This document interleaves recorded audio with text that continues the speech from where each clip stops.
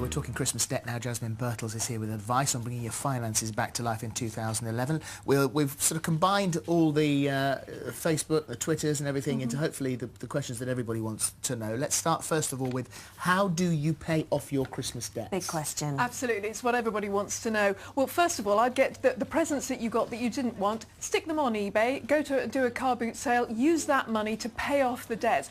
Get all your junk at the same time, get as much cash in as you can. And now is a really good time to go through all your bills, all your regular spending, and switch them to cheaper versions. And also have a look at your spending generally, see what you can cut back, because January is a very long month, it's a tough month.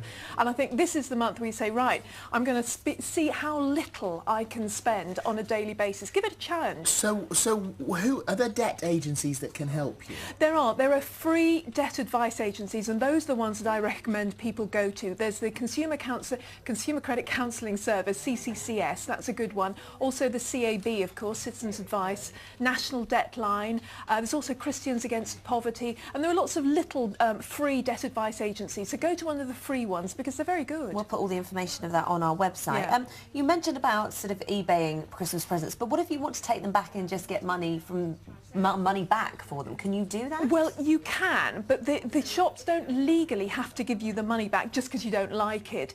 If there's something wrong with it, then they do. But if you just say, well, you know, I just didn't like it, many of them will, just to keep you sweet. And of course, you know, we know quite a lot of the big department stores like Marks and whatever, they will give you the money back. But on the whole, don't expect... You need the receipt a lot of the time, though, you don't you? do, on the whole, yes, particularly if it's something you could have got from anywhere. Yeah. So if you could, if it's your mum, say, have you still got the receipt? I know. The trouble is everything goes into the sale, and if you don't have the receipt, then they give you back the sale price as well, which is always really frustrating. Hit me, yes. Gift receipts and all your presents. Those are very good gift receipts. Give someone a receipt with a present. Yeah, but it's a gift receipt, so you can't see how much it is. Yes. Okay. Yes, I know that sounds a bit, because it's like, oh, but I'd rather do that and then have something I they think like. that's a good idea. Yes. You recommend starting to save for next Christmas now. Absolutely, absolutely, because what I can't bear is this debt hangover that you get after Christmas. You know, as I say, January is a tough month, so I think start now. You can just spread it over. There are various places where you can get actual Christmas savings accounts. The post office does one, and credit unions do them. I love credit unions. They're all around the country. They're sort of like non-profit banks, if you like,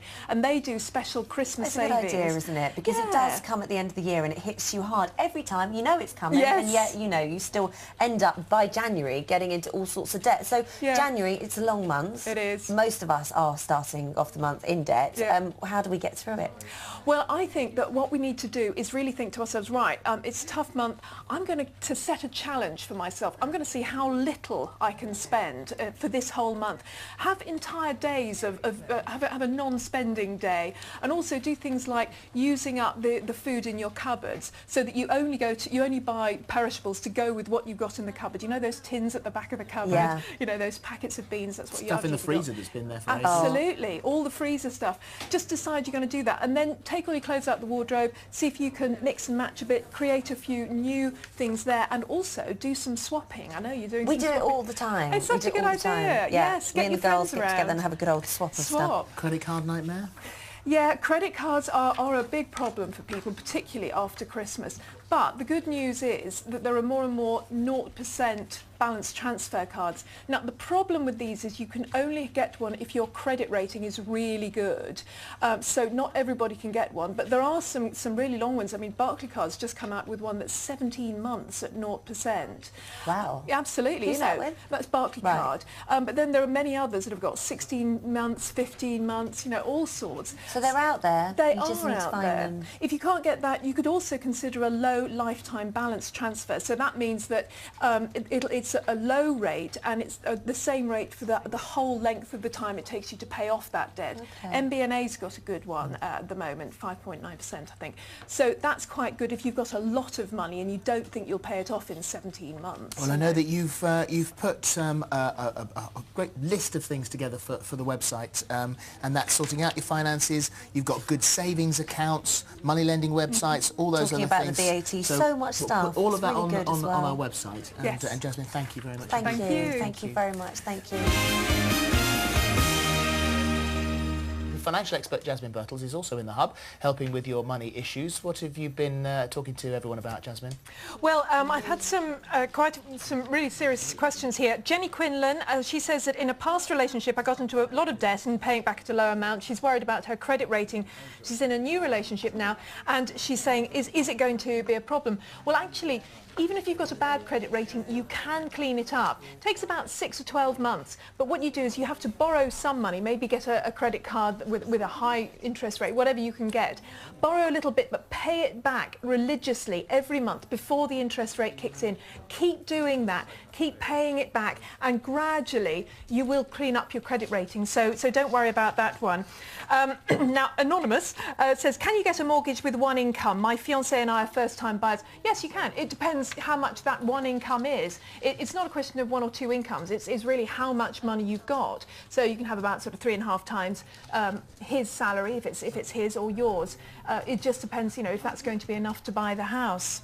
Another Anonymous says, how do I cope with 5 kids? Got no money, so we're busy trying to get ourselves out of debt, but we're struggling to do, so every penny that husband earns gets taken.